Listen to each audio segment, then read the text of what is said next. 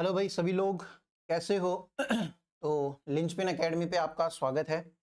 जैसे कि आपको पता ही है कि राजस्थान की ज्योग्राफी हम पढ़ रहे थे। एक अनअवॉइडेबल चीज़ की वजह से इसको रोकना पड़ा और 1 महीने का टाइम बीच में गया। लेकिन हम क्या करेंगे, राजस्थान ज्योग्राफी के साथ साथ में अभी राजस्थान हिस्ट्री भी शुरू करने वाले हैं फुल फोर्स के साथ में, और बढ़िया से इसको कवर करते हुए राजस्थान ज्योग्राफी, राजस्थान हिस्ट्री, पूरा राजस्थान जीके ही है, टाइम से कवर कर लेंगे। तो अपन बिना टाइम वेस्ट किए, बिना राजस्थान की जो नदियां पढ़ रहे थे उस पे आ जाते हैं। उससे पहले हमने क्या देख लिया था? हमने देख लिया था अरब सागर की जो नदियां हैं वो कौन सी थी। वो नदियां 4 ही थी। वो कंप्लीट करने के बाद में देखिए, रिवीजन क्लास भी लाऊंगा मैं इसकी, बढ़िया से शॉर्ट नोट्स बना के पूरा जितना भी पढ़ लिया है उसको रिवीजन क्लास की फॉर्म में डाल दूंगा आपको। और ये जो पीडीएफ है शॉर्ट नोट्स की वो मैं आपको प्रोवाइड करवा दूंगा। पिछली बार जो पीडीएफ थी वो थोड़ी कटी हुई थी, ढंग की नहीं थी। इस बार हैंडमेड नोट्स जो हैं पेपर पे, उसकी पीडीएफ बना के मैं आपको दे दूंगा। ठीक है, अपन बे ऑफ बंगाल की नदियां देखते हैं राजस्थान के अंदर। हमने ये देखा था जब राजस्थान शुरू किया था, ये भाई ये भारत है, एक बार के लिए समझना। और यहाँ कहीं है हमारा राजस्थान। इसमें मैंने बोला था कुछ नदियाँ जाती है अरब सागर की ओर, कुछ नदियाँ जाती है बंगाल की खाड़ी की ओर, और कुछ नदियाँ यहीं की यहीं अंदर रह जाती है जिनको अंतर प्रवाही नदियाँ कहते हैं। तो हमने ये वाली नदियाँ देख ली थी। अब ये बी वाली नदियाँ हम स्टार्ट करने जा रहे हैं, जिसमें से हम आज देखते हैं चंबल नदी। चंबल नदी आपने नाम सुना होगा, काफ़ी फेमस सा नाम है। और चंबल ब्रांड का एक ऑयल भी आता है जिसको हम वेजिटेबल ऑयल या सब्जियां बनाने के लिए काम में लेते हैं। तो हम स्टार्ट करते हैं चंबल नदी। आप हेडिंग डालना भाई इसमें सबसे पहले, चंबल रिवर। ठीक है, चंबल का आपने नाम पहले भी सुन रखा है। चंबल नदी जो है वो राजस्थान से शुरू नहीं होती है, लेकिन हम इसके जो कुछ इंपॉर्टेंट पॉइंट्स है वो पहले लिख लेते हैं। बहती राजस्थान में है बहुत ज़्यादा, लेकिन राजस्थान से शुरू नहीं होती भाई। ओरिजिन इसका कहाँ है आप मेरे साथ साथ में लिखना। कन्फ्लुएंस इसका कहाँ पे है, यानी कि उद्गम कहाँ है, संगम कहाँ है, ये दो चीज़ लिखिए। फिर उसके बाद में तीसरी चीज़ हम देखते थे लेंथ क्या है इसकी, फिर उसके बाद लेंथ यानी लंबाई। और चौथा जो है कैचमेंट एरिया क्या है इसका।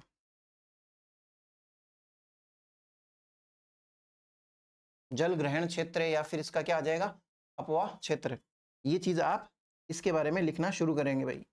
सबसे पहले ये जो नदी है ये राजस्थान से नहीं निकलती है, ये निकलती है एमपी के एक गांव है महू गांव, उसके जनापाव हिल्स से निकलती है भाई।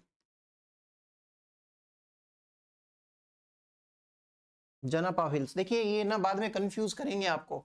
अमनोर हिल्स हो गए, जनापाव हो गए, पादरला हिल्स हो गए। तो थोड़ा सा जैसे पाव होता है ना, पाव तेल में सिकता है तेल में सिकता है ना, पाव सेक के करते हैं। तो ऐसे याद रख लेना, चंबल तेल में पाव, ऐसे करके थोड़ा सा। जनापाव हिल्स महू गांव, गांव महू है। और इंदौर जो है, एमपी का इंदौर जो है, वहां से ये नदी निकलती है। ठीक है, इसके लिए आप छोटा सा ये देख लीजिए, जे से जनापाव, एम से क्या आ जाएगा महू, आई से आ जाएगा इंदौर, और एम से क्या आ जाएगा एमपी, जे मिम।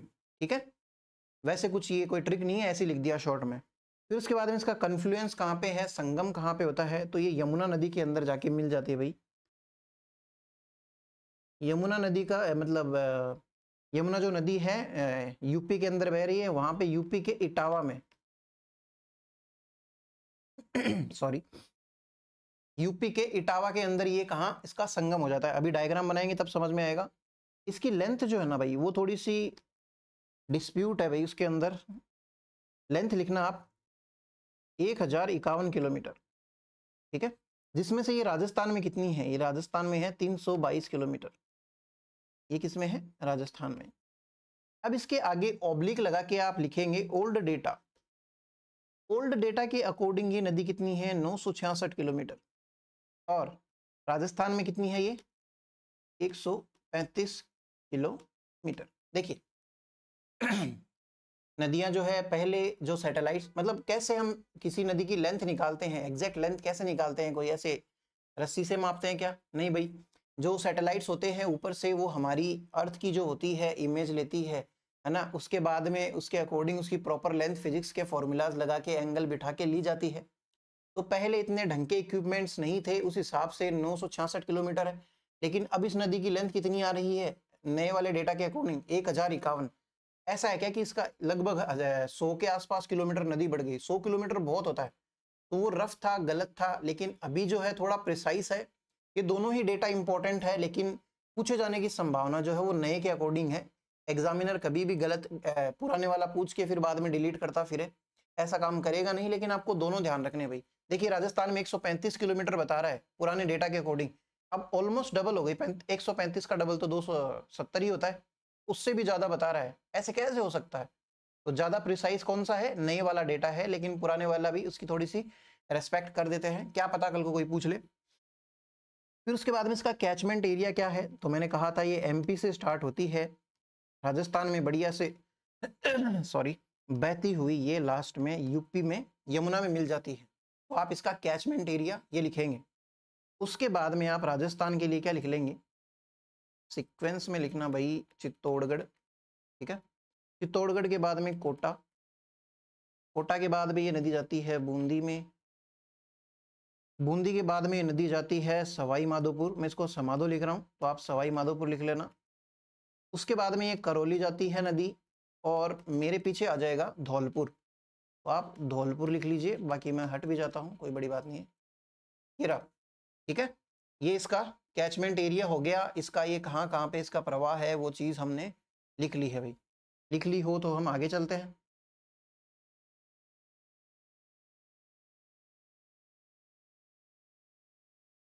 भाई जो असिस्टेंट प्रोफेसर की तैयारी कर रहे हैं उनके लिए नदियाँ, मतलब इनकी दिसंबर में एग्जाम है, उससे पहले पहले बहुत अच्छे से आपकी राजस्थान हिस्ट्री पूरी हो जाएगी। इस चैनल पे बने रहिए आप, अभी बीच में अब कोई रुकावट नहीं है, कोई भी डिले नहीं होगा। अपन पूरा सारा कुछ जो है बराबर टाइम से कंप्लीट कर लेंगे। तो ये जो नदियाँ होती हैं ये सभी एग्जाम्स के अंदर आती है। असिस्टेंट प्रोफेसर में इसका खास संबंध है, तो उसके अंदर ज़्यादा पूछे जाते हैं इसके क्वेश्चन। बाकी सब जगह आते ही हैं भाई। राजस्थान की बहुत इंपॉर्टेंट नदी कौन सी है? ये चंबल नदी। इसका एक नॉर्मल डायग्राम बनाते हैं, ओवरऑल डायग्राम जो है वो बना लेते हैं। यहाँ पे ये जो जनापाव हिल्स हैं, हिल्स इसके हैं एमपी के। यहाँ से ये नदी निकलती है और राजस्थान में एंटर करती है यहाँ पे इस पॉइंट पे। तो हम दूसरे पेन से रिप्रेजेंट कर देते हैं, चलिए ब्लैक से कर देते हैं। उसके बाद में ये यहाँ पे एक जलप्रपात बनाती है भाई। ये नदी नहीं जा रही है, नदी मुड़ नहीं रही है, मैं तो बस एक वाटरफॉल होता है ना, एक पहाड़ से ऊंचे झरना टाइप गिरता है, उसको बोलते हैं जलप्रपात। ये जलप्रपात बनाते हुए आगे निकल जाती है ऐसे, इस तरीके से ये पैरेलल निकलती है और बाद में जाके ये कहाँ चली जाती है?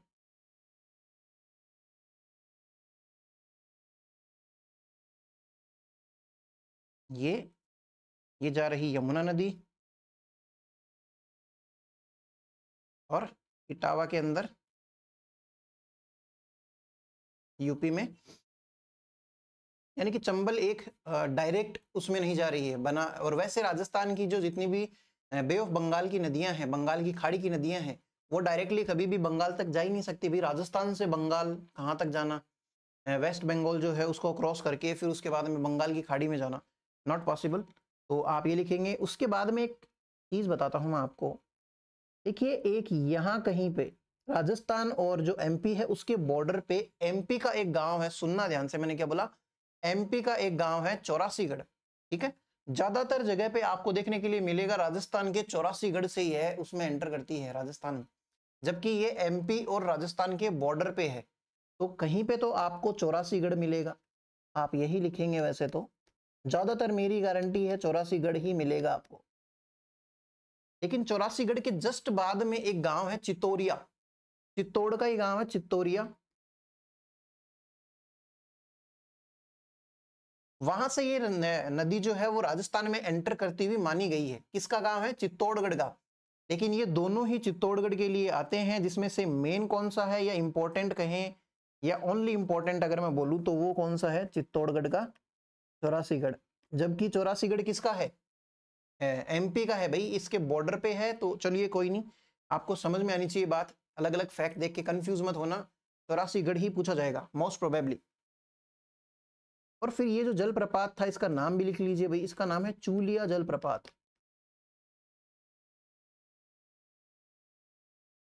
चूलिया वाटरफॉल।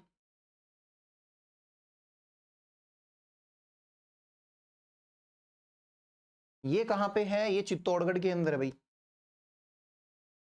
तो आप इसका एक रफ सा डायग्राम बना लीजिए, बाकी अब हम इसके आगे कंटिन्यू करेंगे। इसको बना लिया होगा भाई डायग्राम, आगे चल लेते हैं। और अब हम इसकी सहायक नदियां देखेंगे। देखिए वैसे तो एक छोटा सा नाला भी निकल जाए किसी एरिया में से तो उसका नाम रख देते हैं, तो वो सारे नहीं पढ़ने होते, बट जो इंपॉर्टेंट होते हैं ना वो सारे पढ़ेंगे हम। तो आप ट्रिब्यूटरीज पहले लिखेंगे इसकी, फिर हम डायग्राम बनाएंगे इसका बड़ा सा। इसकी ट्रिब्यूटरीज है ये चंबल की, ठीक है। तो उसको हम एक ट्रिक से देखेंगे। कौन सी ट्रिक है कि आपके घर में एक काला घोड़ा है, लेकिन आपके मम्मी पापा को थोड़ा सा क्या गुस्सा आ गया उस काले घोड़े पे, ठीक है। वो काले घोड़े पे गुस्सा आ गया तो उसको चाकू से मारा भाई, वायलेंस हो गया थोड़ा सा घर पे। वो चाकू कौन सा था? नकली था, खिलौने वाला। तो ऐसे मत सोचना खून वून निकला, अपन ऐसी हिंसक बातें नहीं करेंगे यहाँ पे। तो घोड़े पे नकली चाकू से मारा होगा, लेकिन ठीक है। क्या किया? मम्मी पापा को गुस्सा है भाई, आपके घर में क्या था? काले रंग का घोड़ा था, उसके ऊपर ट्रिक क्या है वो देखते हैं भाई।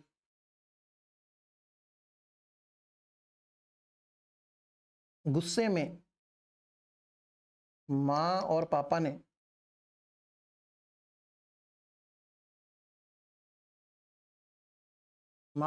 आज आज क्या कर दिया भाई? इस काले घोड़े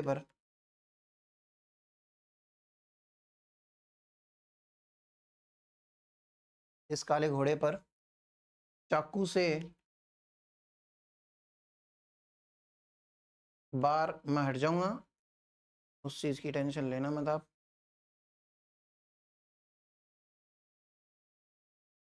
बार बार मारा, ठीक है। एक बार आप सुनना, ये ट्रिक सुनना, एक बार देख लीजिए साथ साथ में। ये क्या कह रहा है कि गुस्से में माँ पापा ने आज इस काले घोड़े पर चाकू से बार बार मारा, ठीक है। तो गुस्से से क्या हो जाएगा? ये गुंजाली नदी है भाई। अब आप लिख भी लीजिए साथ साथ में, गुंजाली नदी। में से क्या हो जाएगा? मेज। मेज जो होती है ना, टेबल जिसको बोलते हैं, वो नाम है ये। फिर आ जाता है मांगली। आप ना इंग्लिश में इजीली लिख सकते हैं ना इन चीजों को। तो अब जैसे ये मैं इसको इंग्लिश में क्या लिखूं? मांगली। आप भी लिख सकते हो। गुंजाली जो है उसको इंग्लिश में क्या लिखूं? लो लिख देता हूं, है ना। कितना हार्ड था। और उसके बाद में पापा, पापा से क्या हो जाएगा? पार्वती नदी। ये इंपॉर्टेंट नदी है भाई, चंबल की सहायक नदियों में से सबसे ज्यादा इसको पूछा जाता है। फिर ने से क्या आ जाती है? नेवाज। ये कहीं पे तो आपको नेवाज देखने के लिए मिलेगी, कहीं पे आपको निवाज देखने के लिए मिलेगी। आज से दो नदियां भाई, एक तो है आहू, ये भी बहुत इंपॉर्टेंट नदी है, एक है आलनिया, ठीक है।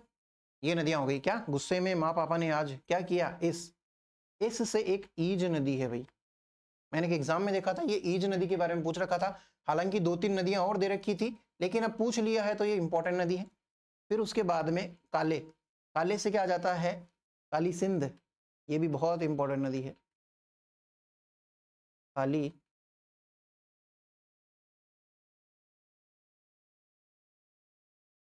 सिंध नदी। घोड़े से घोड़ा पछाड़ नदी, ठीक है। और उससे क्या आ जाता है? परवन नदी।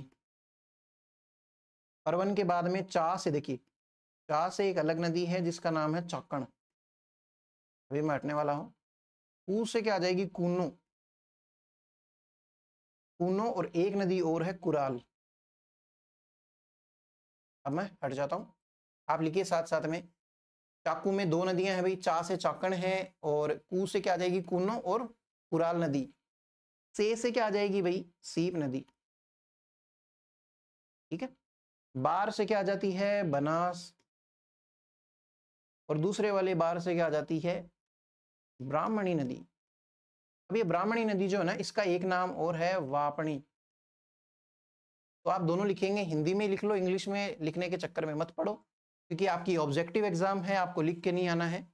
आपको ये समझ में आ गया होगा भाई इतना सा तो आप ये सहायक नदियाँ एक बार जैसे स्क्रीनशॉट ले लो या लिख लो, फिर मैं 1 सेकंड में आगे चलता हूँ।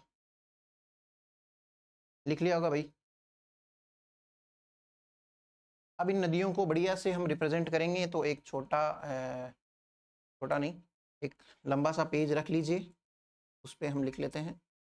सबसे पहले ये जनापाव हिल्स है, जहाँ से कौन सी नदी निकलेगी, चंबल नदी निकलेगी, और ये ऐसे करके आगे तक कहाँ जा रही है, ये यमुना नदी के अंदर मिल जाती है। ये यमुना नदी है और ये इटावा के अंदर। यहाँ तक की बातें आपको क्लियर है क्या? कुछ बहुत स्पेशल मैंने बोल दिया हो? नया नाम तो मैंने कुछ लिया नहीं भाई, ठीक है। फिर उसके बाद में देखिए, अब नदियाँ लेके आना शुरू करते हैं हम। एमपी से एक नदी है जिसका नाम है गुंजाली। ये गुंजाली नदी राजस्थान के अंदर आके इसके अंदर मिलती है, चित्तौड़गढ़ के अंदर। मैं यहाँ पे सी लिख देता हूँ, सारों का इंपॉर्टेंट नहीं है। यहाँ पे 84 गढ़ है भाई।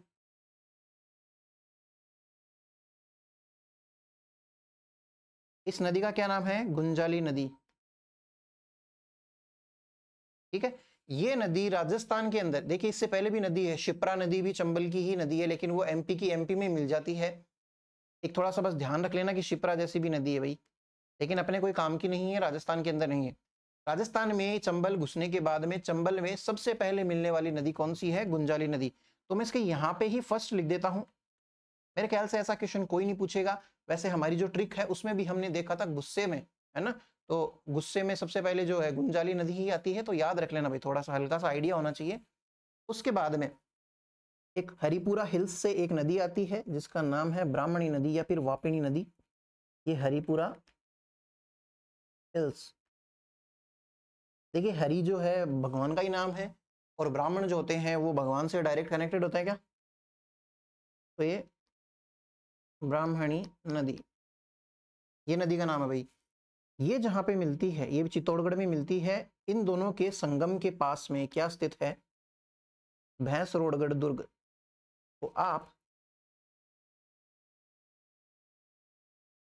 यहाँ पे ऐसे करके बना लेंगे एक, ये भैंसरोडगढ़ दुर्ग, ठीक है। भैंसरोडगढ़ फोर्ट। चलिए भाई, फिर उसके बाद में ऊपरमाल का पठार आपने नाम सुना होगा, नहीं सुना है तो मैं आपको किसान आंदोलन में अभी 2-4 दिनों में जब भी हम राजस्थान हिस्ट्री शुरू करेंगे तब सुनाई दूंगा। ऊपरमाल के पठार से, माल क्या होता है वैसे तो आपको पता ही है, पठार को ही बोलते हैं, और पठार क्या होता है वो भी आपको पता है। एक नदी आती है जिसका नाम है कुराल नदी। कुराल, कुरान नहीं है, कुराल, ठीक है। ये कुराल नदी इसके अंदर आके मिलती है। उसके बाद में देखिए ऊपर माल का पठार आपको याद रह जाएगा, कुराल नदी आपको याद रह जाएगी। उसके बाद में इधर चलते हैं राइट में, राइट से एक नदी आती है, एमपी से निकलेगी ये नदी जिसका नाम है काली सिंध नदी। काली सिंध नदी, इसको मैं नहीं लिख रहा हूं नदी इतना लंबा। काली सिंध जो है देवास एमपी से आती है भाई। जो इंपॉर्टेंट होंगे मैं आपको बता दूंगा। देवास एमपी से आती है और चंबल के अंदर आके मिल जाती है, ठीक है। ये देवास नदी, सॉरी, जो काली सिंध नदी जो है इसकी एक सहायक नदी है जिसका नाम है आहू नदी। ये भी एमपी से आती है। ये आहू नदी और काली सिंध नदी जहां पे मिलती है उस संगम को क्या बोलते हैं? सामेला बोलते हैं। वैसे सामेला क्या होता है, क्या आपको पता है? सामेला आपने नाम सुना ही होगा, राजस्थानी है।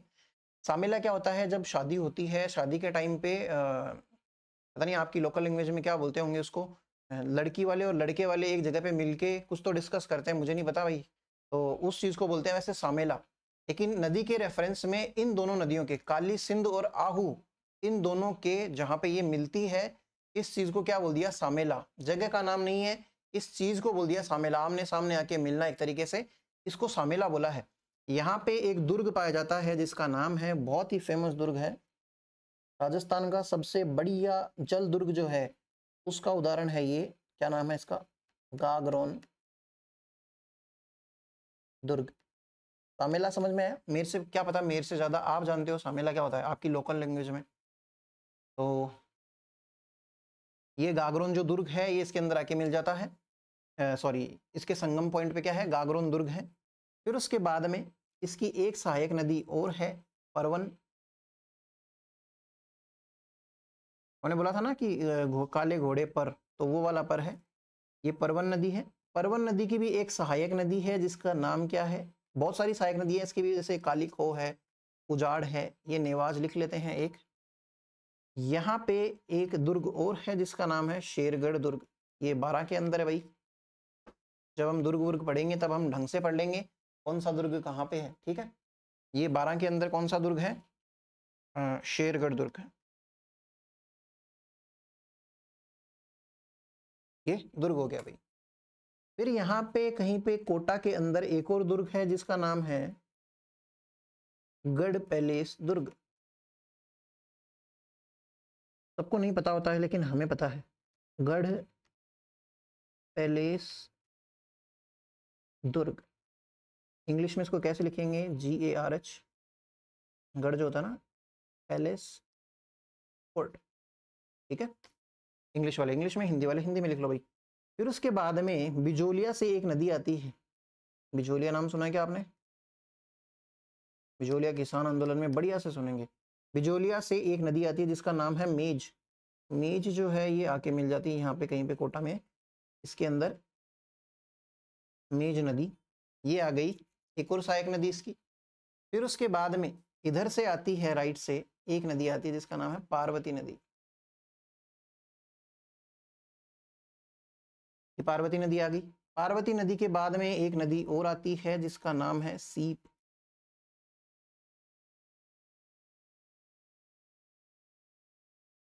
ये सीप नदी तो ठीक है, लेकिन यहाँ पे हमारे राजस्थान से ही निकलती है एक और इम्पोर्टेंट नदी जिसका नाम है बनास नदी।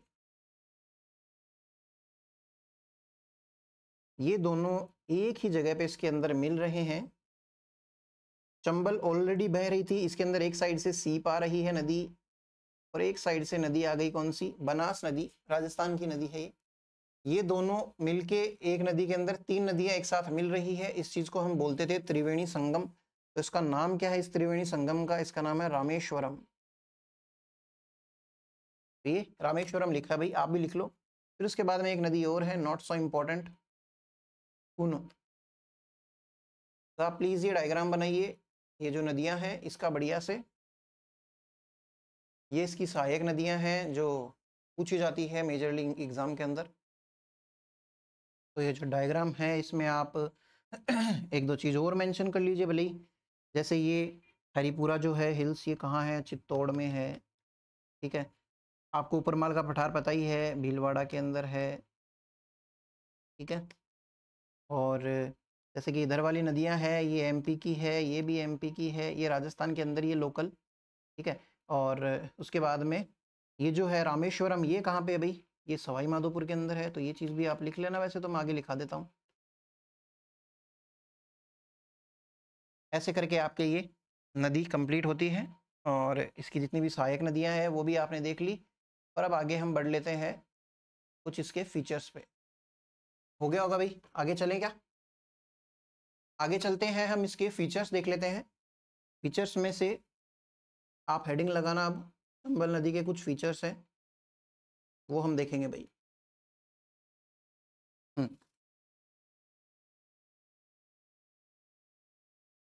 मुख्य बिंदु, चंबल नदी के मुख्य बिंदु देखते हैं, जिसमें से आप सबसे पहले लिखेंगे इसके अदर नेम्स,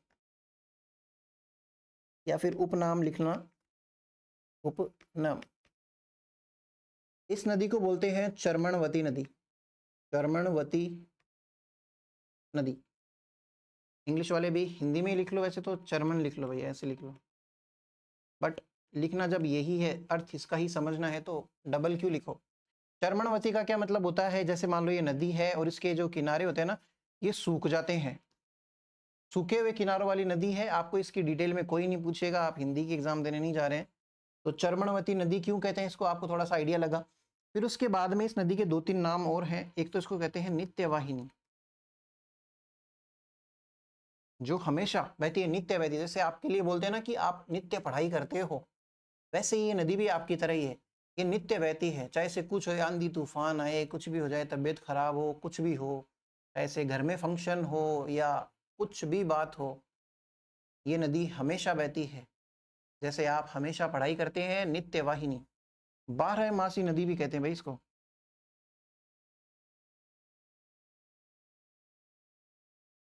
12 मासी यानी कि ऐसी नदी जो 12 महीने, 12 महीने तो एक साल में 12 महीने होते हैं, यानी कि नित्य वाहिनी होगी एक तरीके से, ठीक है।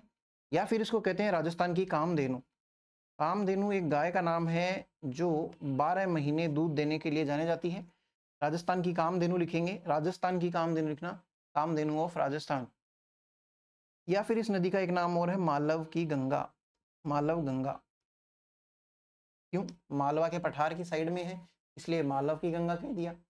ऐसे कोई मरुस्थल की गंगा भी पड़ी थी क्या बरसों बरसों पहले? तो सबसे पहले तो आपने इसके अदर नेम्स लिखे, फिर इसके बाद में फीचर्स में आप सबसे पहला फीचर लिखना इस नदी के बारे में। It is longest and largest river of Rajasthan. It is longest and largest river of Rajasthan. Hindi में लिखना, यह है राजस्थान की, मैंने क्या बोला है, it is longest and largest river of Rajasthan. इस ऑफ को एक बार के लिए अंडरलाइन करके रखना, आगे काम आएगा। यह राजस्थान की सबसे लंबी तथा सर्वाधिक बड़ी नदी है। यह राजस्थान की बोला है मैंने, इसको की को अंडरलाइन करना आप हिंदी वाले। यह राजस्थान की सबसे लंबी तथा सबसे बड़ी नदी है, ठीक है। फिर उसके बाद में आप इसके बारे में नेक्स्ट लाइन लिखना, कालिदास ने अपनी मेघदूत पुस्तक में, कालिदास ने अपनी पुस्तक मेघदूत में इस नदी का वर्णन किया है। Kalidas mentioned this river in his book Meghdoot. Meghdoot, Hindi वाले तो लिख लेंगे ना, मेघदूत में इसका क्या किया है, वर्णन किया है। एक अंतर सलीला नाम भी दिया था क्या इसने किसी नदी का। फिर इसके बाद में लिखना कि यह नदी सर्वाधिक लंबी अंतरराज्यीय सीमा बनाती है। हमने देखा था ना ऊपर, वो करौली धौलपुर से साइड से बहती हुई अंतरराज्यीय सीमा बनाती है। तो उसकी लेंथ कितनी लिखना है आपको, 252 kilometre. This river forms the longest inter state boundary of 252 kilometres. फिर इसके बाद में हमने ये जो नदी देखी है एक बार के लिए ना, अब ऐसे सोचो कि ये नदी बह रही है, ये इस एक तरीके से इसकी साइड वाली जो सहायक नदियां हैं वो वृक्ष की डालियों की तरह है, और बहुत सारे ऐसे, बस ऐसी सी बात इस नदी के लिए कह दी। तो इस नदी का फ्लो कैसा माना जाता है, वृक्षाकार प्रवाह। यह वृक्षाकार प्रवाह वाली नदी है। अब सारी नदियां ऐसे ट्रीज से बनाती है, किसी भी नदियों के लिए कह सकते हैं बात तो, बट इसके लिए कह दी, यह वृक्षाकार प्रवाह वाली नदी है। It is tree like flowing river, tree like flowing river, ठीक है। देखिए, फिर हमने चित्तौड़गढ़ का एक भैंसरोडगढ़ देखा था। भैंसरोडगढ़ से लेके कोटा तक, देखिए मैंने आपको पहले भी बताया था जब हम भौतिक प्रदेश पढ़ रहे थे कि चंबल नदी का प्रवाह बहुत ज्यादा तेज होने की वजह से ये काटती फाड़ती हुई चलती है नदियों को, बैड लैंड टोपोग्राफी बनाती है ये नदी।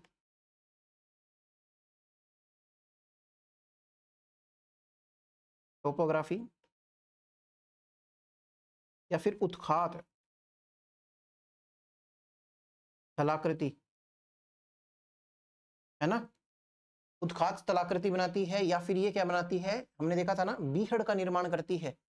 इस चीज को, दो चीज होती है देखना, आपने ग्रैंड कैनियन तो सर्च किया ही होगा, मैंने एक दिन बोला था आपको एक क्लास के अंदर, ग्रैंड कैनियन सर्च करना भाई। एक होती है गॉर्ज वैली।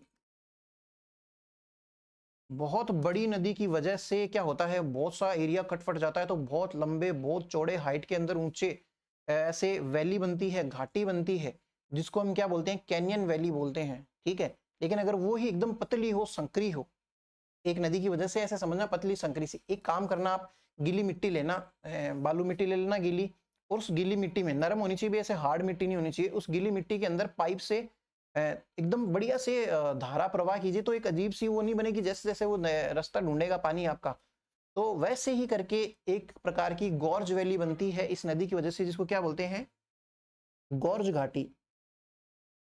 हिंदी वाला के लिए लिख रहा हूँ, गॉर्ज घाटी, जो संकीर्ण होती है भाई। जैसे ये ग्रैंड कैनियन वैली होती है ना, इसकी तो बहुत बड़ी ऐसी चौड़ाई होती है जिसके अंदर से ये नदी ऐसे फैल रही है, लेकिन ये एकदम पतली सी होती है। समझ पा रहे हो? कलाकृति इसकी ऐसी सी होती है। तो बस इतना सा समझाना चाह रहा हूँ कि ये गॉर्ज वैली का निर्माण करती है। तो आप लिखना क्या लिखना, भैंसरोडगढ़ से कोटा तक यह, भैंसरोडगढ़ से लेके कोटा तक यह संकीर्ण गॉर्ज घाटी बनाती है, संकीर्ण गॉर्ज घाटी बनाती है। इंग्लिश वाले लिखना, it forms gorge valley, it forms gorge valley from Bhainsrorgarh Chittor to Kota. ठीक है, ये वाली चीज लिखना। फिर उसके बाद में इसके बारे में, अब जैसे ये अगर ये ऐसे बना है तो पानी इधर भी जा सकता है उधर भी जा सकता है, तो ये गुफाओं का निर्माण नहीं कर सकता क्या? छोटी मोटी गुफा जिसके अंदर डाकू वाकू छुपा करते थे, या अभी भी उधर डाकू है भाई, ऐसे एकदम से खत्म नहीं हो गए। तो आप है क्या कोई उधर से उस साइड से जिसने डाकू देखा हो? तो मैं क्या कह रहा था, हाँ, तो गुफाओं का निर्माण भी कर सकती है। तो इस नदी के लिए केंद्र सरकार ने एक बार एक योजना चलाई थी, गुफा को एक नाम और देते हैं कंदरा।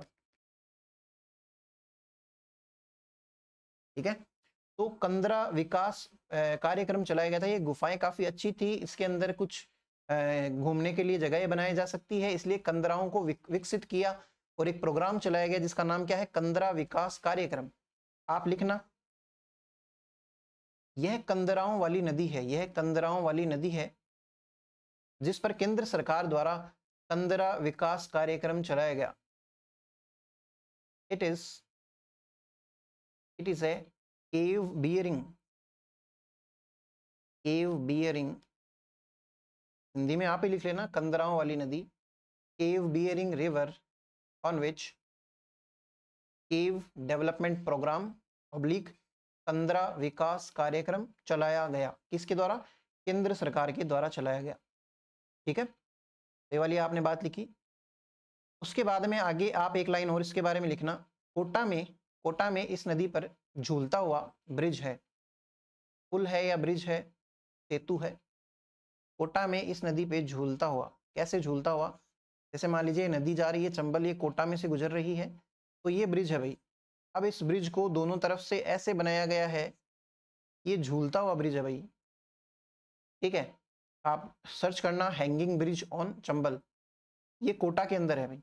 ठीक है, कोटा में इस नदी पर हैंगिंग ब्रिज या झूलता हुआ सेतु बनाया गया। इंग्लिश वाले लिखना, on this river in Kota, on this river hanging bridge is, on this river hanging bridge is constructed in Kota.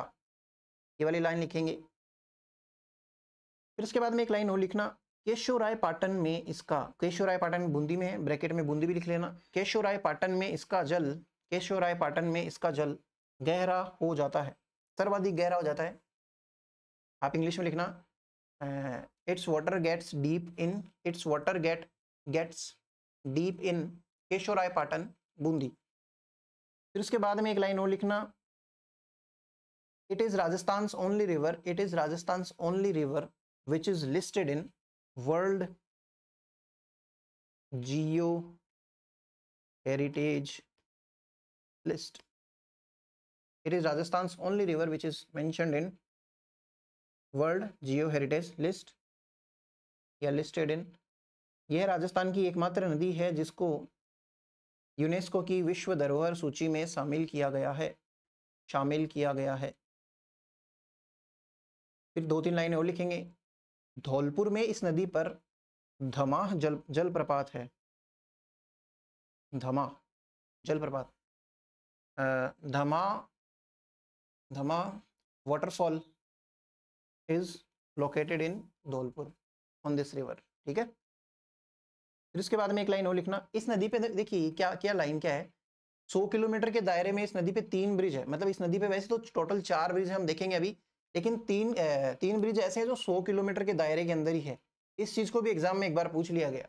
तो ये विश्व की एकमात्र ऐसी नदी है भाई जिसने 100 किलोमीटर के दायरे पे 3 ब्रिज ऐसे बड़े बड़े।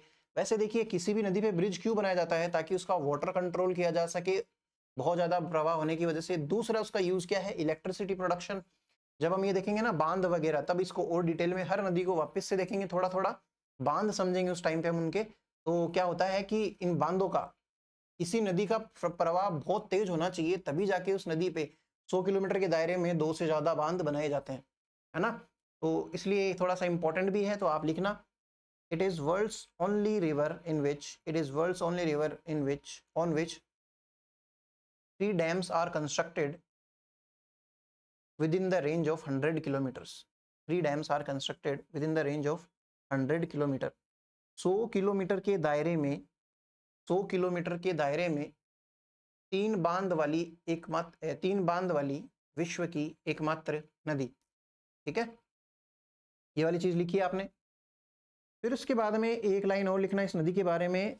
आपने बायोडाइवर्सिटी का नाम सुना है, जैव विविधता। तो इस नदी के अंदर वो भी कंजर्व की गई है। नदी के अंदर मछलियाँ भी मिलती हैं, नदी के अंदर डॉल्फिन्स का नाम सुना है क्या आपने, वो भी मिलते हैं। और मतलब एलिगेटर्स हो गए।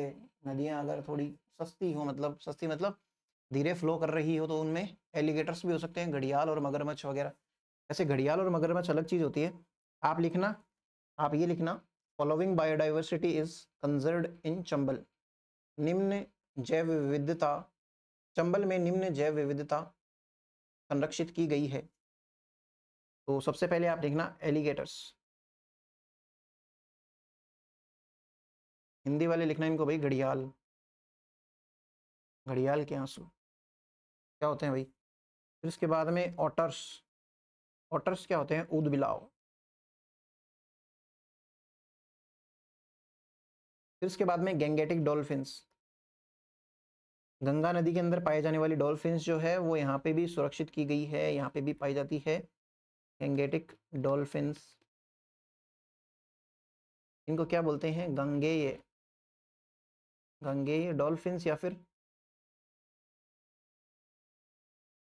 इसको एक नाम और दिया जाता है SUS, सुस।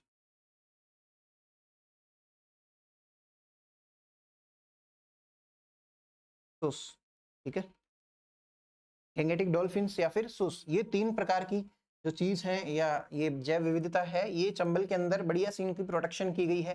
देख रेख के अंदर इनके प्रजनन वगैरह और इनके प्रोटेक्शन के भी, इनकी कोई हंटिंग ना करे, इनको कोई परेशान ना करे, ताकि इनके नंबर्स बढ़े भाई। ठीक है, इसलिए वैसे एलिगेटर्स और मगरमच्छ में क्या अंतर होता है, क्रोकोडाइल, मगरमच्छ, ठीक है।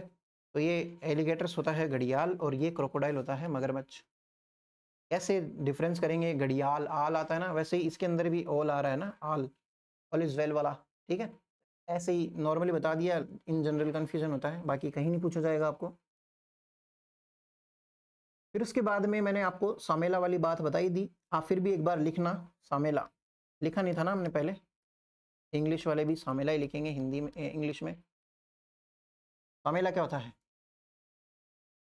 झालावाड़ में काली सिंध तथा आहू के मिलन स्थल को, झालावाड़ में काली सिंध तथा आहू के मिलन स्थल को सामेला कहते हैं, जहाँ पे गागरोन दुर्ग, गागरोन दुर्ग ब्रैकेट में आप लिखेंगे जल दुर्ग, ऐसा दुर्ग जो चारों तरफ से जल से घिरा हुआ हो, जल दुर्ग या गागरोन दुर्ग पाया जाता है। सामेला के बारे में इंग्लिश में लिखेंगे the meeting point of Kali Sindh and the meeting point of Kali Sindh and Ahu river in Jhalawad is known as Samela, on which Gagron fort is, Gagron fort bracket में लिखना, Gagron fort is located, जो कि क्या है, एक प्रकार का जल दुर्ग है, वाटर फोर्ट है। ठीक है, ये चीज आप इसके बारे में लिखना। अब चंबल के ऊपर 2-3 एक डैम्स बने हुए हैं, 2-3 सॉरी टोटल 4 हैं, वो हम देख लेते हैं कौन से डैम्स है। तो आप लिखना, हेडिंग लगाना, चंबल बांध परियोजना, चंबल डैम प्रोजेक्ट्स, चंबल बांध परियोजना इंग्लिश में, और हिंदी वाले लिखना हिंदी में, और इंग्लिश वाले ये लिख लो, चंबल बांध परियोजना। वापस से एक राजस्थान का डायग्राम बनाएंगे हम ठीक ठाक सा। राजस्थान के डायग्राम से मुझे याद आया कि आपको राजस्थान के सारे नए वाले जिले याद हैं, नहीं याद है तो भाई क्यों नहीं याद है अभी तक। इसके बाद में ये MP से ये नदी निकलती है और ये ऐसे करके फ्लो होती हुई चली जाती है यमुना के अंदर। हमें यमुना जी नहीं जाना, हमें क्या करनी है, बांध की बातें करनी है। तो बांध के लिए सबसे पहले हम यहाँ पे एक डैम बनाएंगे। ये डैम किसके अंदर है? ये राजस्थान में नहीं है, ये मध्य प्रदेश में है भाई, ठीक है। तो इसको मैं 1 दे देता हूँ नाम, आप भी 1 दे दो। फिर उसके बाद में यहाँ पे एक डैम और बनाया गया है जो चित्तौड़गढ़ के अंदर है, इसको आप 2 दे दो। फिर उसके बाद में यहीं पे ही एक डैम और है, देखिए वो कह रहा था ना कि 100 के किलोमीटर के दायरे में, वो दिखाता हूँ आपको, ये 3rd आ गया। फिर उसके बाद में एक 4th डैम और बना दीजिए यहाँ पे, ये 4th डैम आ गया। आप ऐसे करके डैम्स बनाइए, फिर हम उसके नाम लिखेंगे। लेकिन उससे पहले एक चीज़ और मैं बताऊँ, ये वाला जो डैम है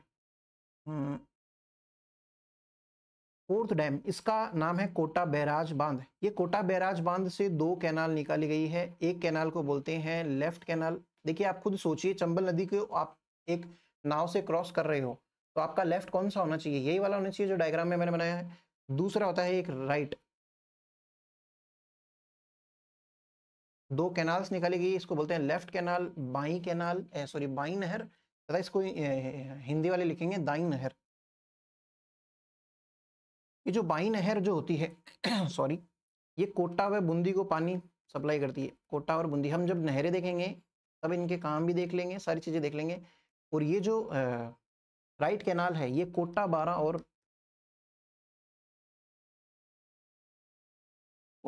और एमपी को क्या करती है? वाटर प्रोवाइड करवाती है भाई, ठीक है। ये 4 अब आप लिखिए, फिर इसके नाम मैं बताता हूँ आपको। आप डायग्राम बनाइए, तब तक मैं इनके नाम मेंशन करता हूँ।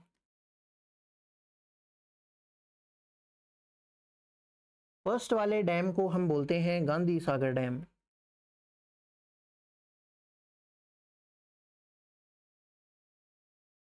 डैम या बांध आप लिखना। ये कहाँ पे भैया? एमपी में है, राजस्थान में नहीं है। सेकंड का नाम है राणा प्रताप सागर। महाराणा प्रताप जी जो है, राणा प्रताप सागर बांध या डैम। ये कहाँ पे? ये चित्तौड़ में है, राजस्थान में ही भाई, ठीक है। फिर तीसरा डैम जो है जवाहर सागर डैम। आप लिखो भाई जवाहर सागर डैम या जवाहर सागर बांध। इसी के ही ब्रैकेट में इसका दूसरा नाम और लिखना, कोटा डैम। कोटा डैम या फिर कोटा बांध, ये इसका नाम है भाई, कोटा डैम। कोटा में नहीं बोल रहा हूं मैं इसको। ये है कहाँ पे? ये कोटा और बूंदी के बॉर्डर में है, कोटा बूंदी के बॉर्डर पे है ये। लेकिन इसका नाम क्या है दूसरा? कोटा डैम। किसका नाम है? जवाहर सागर डैम का। यानी कि जब अपने जवाहरलाल नेहरू जी थे वो कोट पहनते थे, इसलिए कोटा डैम भी इसका नाम है। फिर चौथे का नाम क्या है? कोटा बैराज बांध। देखिए बैराज का क्या मतलब होता है वो समझाता हूँ। एक थोड़ा सा रटने में आसानी हो जाती है, याद करने में आसानी हो जाती है, सॉरी। तो मैं क्या कह रहा था, बैराज क्या होता है? किसी पानी की वाटर बॉडी को एकदम बढ़िया से कॉन्सेंट्रेट करना, फिर उसको प्रेशर से फ्लो करवाना। यानी कि हम देख भी रहे हैं कि 4th से 2 कैनाल निकाली गई है, इसलिए इसका नाम पड़ गया भाई। कोई ऐसे नहीं कि औरों को नहीं कह सकते जिससे कैनाल निकाली गई, इन्होंने दे दिया तो दे दिया बस। तो कोटा बैराज क्यों है तो आपको पता चला। कोटा डैम और कोटा बैराज डैम में क्या डिफरेंस है? तीसरे वाले का नाम क्या है? जवाहर सागर वाले का है ये कोटा डैम। ये तो आपने नाम लिख लिए होंगे सारे। अब एक दो इंपॉर्टेंट चीजें लिखना इसके बारे में। अब आप लिखना ये चंबल डैम प्रोजेक्ट जो है ना, इसके बारे में एक लाइन लिखना। Chambal dam project is, Chambal is है, ऐसे लिखना, चंबल इज है multipurpose project. Chambal is a multipurpose project. Chambal एक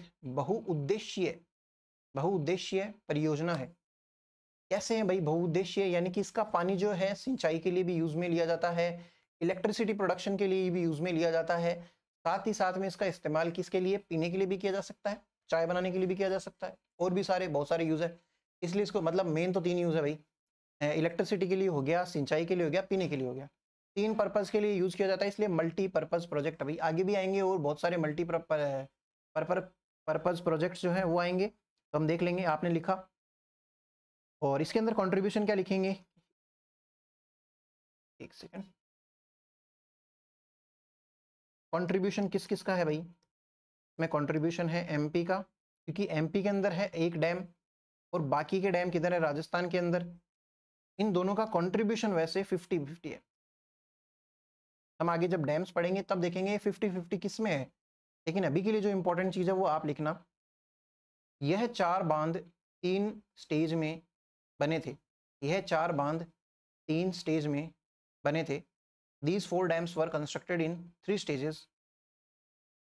तो स्टेज 1 लिखना, स्टेज 2 लिखना और स्टेज 3 लिखना, ठीक है।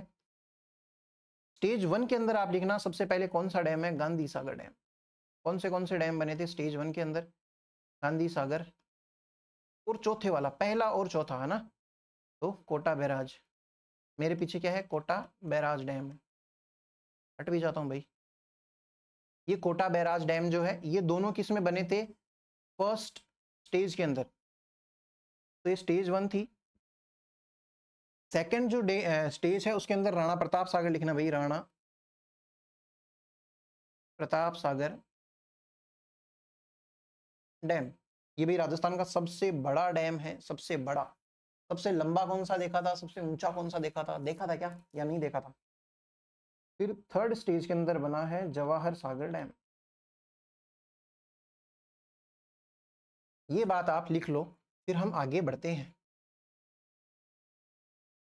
समझ में आया कि भाई 4 डैम कैसे 3 स्टेज में बने होंगे। एक स्टेज में 2 डैम बना दिए, बची हुई 2 स्टेज के अंदर 2 डैम बना दिए। मैंने आपको क्या बताया था, परियोजना और योजना के अंदर क्या डिफरेंस बताया था, क्या प्रोजेक्ट एंड पॉलिसी के अंदर डिफरेंस बताया था। प्रोजेक्ट एक ऐसा सरकारी योजना है, मतलब सरकारी उद्देश्य है जिसके लिए कोई टाइम पीरियड फिक्स नहीं होता है, जबकि पॉलिसी क्या होती है, उसके लिए एक टाइम पीरियड फिक्स होता है। दोनों ही सरकार के उद्देश्य हैं जो जन कल्याण के लिए होते हैं, है ना।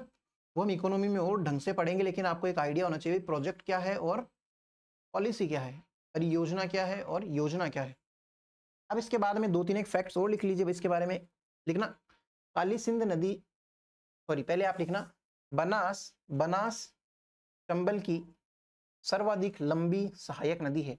Banas is the longest tributary of Chambal. Banas is the longest tributary of Chambal, while Kali Sindh river is longest tributary from the right of Chambal. Banas Chambal की सबसे लंबी सहायक नदी है, जबकि या तथा काली सिंध नदी चंबल के दाईं ओर सबसे लंबी नदी है। समझ में आया डिफरेंस क्या है इसका, ठीक है। फिर उसके बाद में एक पॉइंट और लिखना, चंबल पर जो सबसे बड़ा डैम है, चंबल पे 4 डैम है। सबसे पहले हमने गांधी सागर डैम देखा, फिर राणा प्रताप सागर देखा, फिर उसके बाद में जवाहरलाल नेहरू के नाम पे आ गया, फिर चौथा कोटा बैराज। तो चंबल का सबसे बड़ा डैम कौन सा है, गांधी सागर। मतलब सबसे बड़े तो भाई गांधी जी हैं, ऐसे समझना। तो कुछ भी हो भले, अगर चारों को कंपेयर करना हो तो सबसे पहले किसका नाम लेंगे, गांधी जी का नाम लेंगे, ठीक है। तो गांधी जी मैं क्या लिखा रहा था, largest dam of Chambal. Largest dam of Chambal क्या हो जाएगा, गांधी सागर। या फिर हिंदी में क्या लिखेंगे, चंबल का सबसे बड़ा बांध गांधी सागर, ठीक है। फिर राजस्थान में कौन सा सबसे बड़ा है, ये तो चंबल वाला हो गया। देखिए चंबल नदी का ही जो राणा प्रताप सागर बांध है वो राजस्थान का भी सबसे बड़ा बांध है। देखो मैं क्या कहना चाह रहा हूँ, समझना। राजस्थान में बहुत सारे बांध है, लेकिन राजस्थान में सबसे बड़ा बांध कौन सा है, राणा प्रताप सागर बांध। ये वाली बात भी सत्य है।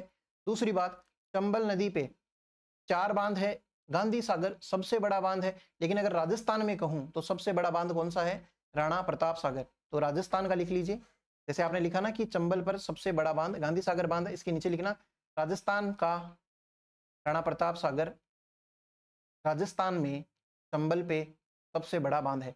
राजस्थान का राणा प्रताप सागर चंबल में राजस्थान में चंबल पर सबसे बड़ा बांध है। इंग्लिश में लिखना Rana Pratap Sagar dam is largest dam of Chambal in Rajasthan. Difference ध्यान में रखना। और वैसे भी ब्रैकेट में लिख लो राजस्थान का सबसे बड़ा बांध कौन सा है, राणा प्रताप सागर बांध। ओवरऑल भी है। फिर आप ट्रिब्यूटरीज के बारे में 2-4 एक बात लिखेंगे, फिर उसके बाद में खत्म करते हैं इसको। ट्रिब्यूटरीज में आप सबसे पहले एक नदी लिखना जिसका नाम है चंद्रभागा। मैंने डायग्राम में नहीं बनाई है क्योंकि बहुत इंपॉर्टेंट नदी नहीं है, लेकिन इसकी एक बात बहुत इंपॉर्टेंट है, वो आप लिखना चंद्रभागा नदी। यह चंबल की सहायक नदी है, यह चंबल की सहायक नदी है जो झालावाड़ में प्रवाहित होती है। It is tributary of Chambal which flows in Jhalawar and on the banks of this river Jhalra Patan is situated. कोई है क्या झालरा पाटन से, झालरा पाटन इज सिचुएटेड। ठीक है, चंद्रभागा जो नदी है वो झालावाड़ में प्रवाहित होती है, जिसके किनारे पे झालरा पाटन स्थित है, जिसके किनारे पे झालरा पाटन स्थित है, जिसे सिटी ऑफ बेल्स कहते हैं, घंटियों का शहर, सिटी ऑफ बेल्स कहते हैं, which is called as city of bells, घंटियां है ना। फिर उसके बाद में एक नदी लिखना पीपलाज, ये आहू की सहायक नदी भाई, आहू। आहू खुद सहायक नदी किसकी है? काली सिंध की। काली सिंध खुद किसकी सहायक नदी है? चंबल की। तो ये सहायक नदियों का खेल है। वैसे ही आप लिखना पीपलाज आहू की सहायक नदी है। पीपलाज इज ट्रिब्यूटरी ऑफ आहू। ठीक है, फिर उसके बाद में परवन नदी लिखेंगे। परवन नदी किसकी सहायक नदी है? काली सिंध की है क्या? परवन नदी मतलब वैसे चंबल नदी की ही सहायक नदियां कहलाई जाएंगी ये। परवन नदी जो है उसके बारे में लिखना, एमपी से राजस्थान में यह झालावाड़ के मनोहर थाना से एंटर करती है। एमपी से राजस्थान में यह झालावाड़ के मनोहर थाना ठीक है से प्रवेश करती है। It enters in Rajasthan from Manohar Thana of Jhalawar from MP. ठीक है, इस परवन नदी के बारे में एक लाइन और लिखना, Shergarh fort is situated on this river, या फिर इसके किनारे पे शेरगढ़ दुर्ग पाया जाता है। फिर इसकी सहायक नदियां लिखना भाई, परवन की भी सहायक नदियां हैं, परवन की सहायक नदियां ट्रिब्यूटरीज। एक ट्रिब्यूटरी का नाम लिखना आप, इसका नाम है कालीखो, लिखी। फिर उसके बाद में एक लिखना नेवाज, जो हमने देखा भी था, और एक था उजाड़।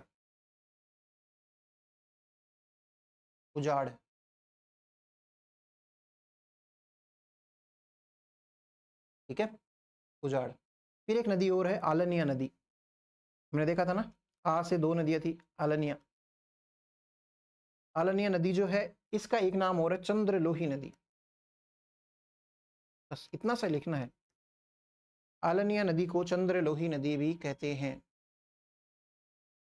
आलनिया नदी को चंद्रलोही नदी भी कहते हैं। ये पूरी बातें हुई चंबल जो नदी है उसके बारे में। चंबल नदी के बारे में जो डैम्स हैं उनको एकदम डिटेल में पढ़ेंगे हम जब बांध परियोजनाएं देखेंगे तब। हमने आज शुरू क्या किया है, बे ऑफ बंगाल की नदियाँ। बे ऑफ बंगाल की नदियों में हमने चंबल नदी स्टार्ट करी थी, जिसके अंदर हमने देखा कि जनापाव, जे मिम मैंने लिखा था, जे से क्या है जनापाव, एम से क्या है महू गांव, और इंदौर के मतलब मध्य प्रदेश के इंदौर से ये नदी निकलती है। ये यमुना के अंदर जाके सॉरी इटावा में जाके, किसका इटावा है? यूपी का। इटावा में जाके ये यमुना नदी में मिल जाती है। इसकी नई लेंथ कितनी है? 1051। राजस्थान में कितनी है? 322। ठीक है, पुराने डेटा क्या है वो भी थोड़ा सा ध्यान रख लेंगे। फिर उसके बाद में कैचमेंट एरिया देखा था, हमने देखा था कि ये एमपी से निकलती है और फिर राजस्थान में आती है, फिर उसके बाद में यूपी तक जाती है। राजस्थान से मतलब है, राजस्थान में कहाँ पे? चित्तौड़गढ़, कोटा, बूंदी, सवाई माधोपुर, करौली और धौलपुर। डांग की रानी, डांग का राजा ध्यान है क्या आपको कौन है? फिर उसके बाद में हमने इसका एक बेसिक सा डायग्राम बनाया, चौरासीगढ़ के बारे में देखी, चित्तौरिया देखा, चित्तौरिया गांव, लेकिन हमें मेन क्या याद रखना है? चौरासीगढ़। फूलिया जलप्रपात जो है चित्तौड़गढ़ के अंदर है। फिर उसके बाद में ये नदी ऐसे फ्लो करते हुए कहाँ निकल जाती है? इसके ऊपर हैंगिंग ब्रिज किसके अंदर है? कोटा के अंदर है ना, चंबल नदी के ऊपर। फिर देखा था गुस्से में माँ पापा ने क्या कर दिया था, वो आपको पता ही है, काले घोड़े पे। फिर उसके बाद में ये नदी बनाई थी, ये नदी को देख लीजिए एक बार फिर से, जनापाव से निकलती है, और शिप्रा नदी वगैरह ये सब एमपी में मिल जाती है। राजस्थान में सबसे पहले गुंजाली नदी जो है इसके अंदर मिलती है चित्तौड़गढ़ में, और उसके बाद में हरिपुरा हिल्स से क्या आती है? ब्राह्मणी नदी, जिसके वजह से क्या बन जाता है? भैंसरोडगढ़ फोर्ट इसका निर्माण करता है, सॉरी यहाँ पे भैंसरोडगढ़ फोर्ट का निर्माण किया हुआ है इसके संगम पे। फिर उसके बाद में कुराल नदी आती है ऊपरमाल से, इधर से ये काली सिंध आती है। काली सिंध की भी सहायक नदी आहू है, जो मिलती है सामेला नाम की जगह बनती है, ऐसा मतलब सामेला बोलते हैं उस जगह को, उस संगम पॉइंट को, जिसपे क्या है? गागरोन दुर्ग। ये जल दुर्ग है भाई, बहुत बढ़िया सा, सर्च करना। वैसे परवन जो नदी है, फिर उसके बाद में नेवाज नदी है, वो सब हमने देख लिया, मेज कोई इतनी इंपॉर्टेंट नदी नहीं है। ये गढ़ पैलेस दुर्ग जो है वो कोटा के अंदर है भाई, और उसके बाद में रामेश्वरम देखा हमने सवाई माधोपुर के अंदर। ऐसे करके हमने ये चंबल नदी कंप्लीट करी है। और इसकी ये फीचर्स, जनरल फीचर्स, इसके बारे में तो मैं क्या ही बात करूँ, कुछ ज़्यादा खास बात है नहीं, मैंने सारे लिखवा दिए थे आपको। ये कोटा के कोटा के अंदर नहीं, चंबल के अंदर ये जो टोटल डैम्स हैं वो। इसके बाद में हम बनास नदी शुरू करेंगे। अब हम क्लासेस कंटिन्यू रखेंगे सारी की सारी, तो बढ़िया से आप भी तैयार रहिए कंटिन्यूस पढ़ने के लिए और बढ़िया से पढ़ाई करते रहिए। आपकी बहुत सारी एग्जाम्स नज़दीक है। जीके भी थोड़ा सा कन्वर्टेड है, नया जीके है। जीके तो नया नहीं है, जीके को थोड़ा डेप्थ में पूछा जाने लगा है। लेकिन आपके पास में इतना टाइम नहीं है, मुझे पता है कि आप सारी रेफरेंस बुक्स पढ़ें और जगह जगह से आप इंफॉर्मेशन कलेक्ट करें एक क्वेश्चन के चलते। वो सारा काम मैं कर दे रहा हूँ। आपको करना क्या है, ये पढ़ना है, बार बार रिवाइज करना है और आपका सिलेक्शन हो जाएगा, कहीं नहीं रुकेगा। आप बस अपनी मेहनत के लिए, अपनी जो एग्ज़ाम है उसके लिए ईमानदार रहिए। और मिलते हैं भाई फिर नेक्स्ट क्लास के अंदर। चलिए भाई, तब तक थैंक यू।